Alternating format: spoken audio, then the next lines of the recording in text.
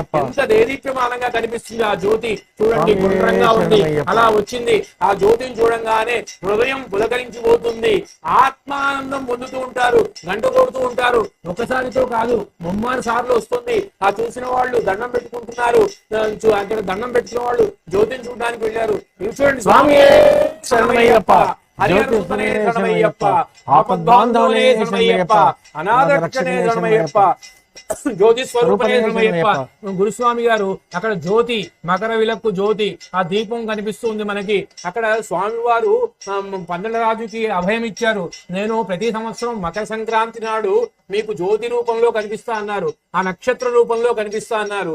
ఇవాళ మకర నక్షత్రం కనిపిస్తూ ఉంటుంది. స్వామివారు మకర నక్షత్ర రూపంలో ఆయన హరిహరసుతనే శరణమయ్యప్ప, శరణమయ్యప్ప. ముమ్మారు చూడండి, ఆ నక్షత్ర సమూహంలో స్వామివారు నక్షత్ర రూపంలో కూడా దర్శనమిస్తూ ఉంటారు. ఆయన జన్మ నక్షత్రం ఉత్తరా నక్షత్రం.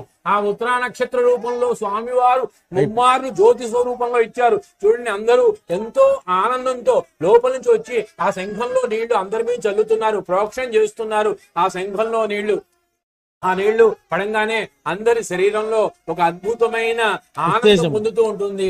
స్వామి గారు ఉత్తేజం వస్తుంది. అందరూ కూడా ఈ విధుల్ని, ఈ కార్యక్రమాల్ని చక్కగా నిర్వర్తించారు. ఆనందం. అక్కడ మురారి మోహన్ గారు కనిపించారు మనకి, అరుణ్ గురుస్వామి గారు కనిపించారు. అక్కడ ఎంతో మంది ప్రముఖులు ఉన్నారు. సినీ రంగం నుంచి వచ్చారు, రాజకీయ శాఖ నుంచి వచ్చారు, కలెక్టర్లు వచ్చారు. అందరూ కూడా వస్తూ ఉంటారు. ఈ కేరళ ప్రభుత్వం ఎంతో అద్భుతమైన ఈ సంవత్సరం ఏర్పాట్లు చేసింది అంటే, కేరళ రాష్ట్రంతో, అక్కడ ఉన్న ప్రభుత్వంతో మిగతా ప్రభుత్వాలు కూడా వాళ్ళతో కలిసి మాట్లాడి సంప్రదించి భక్తులకి అసౌకర్యం కలగకుండా రవాణా సిబ్బందిని,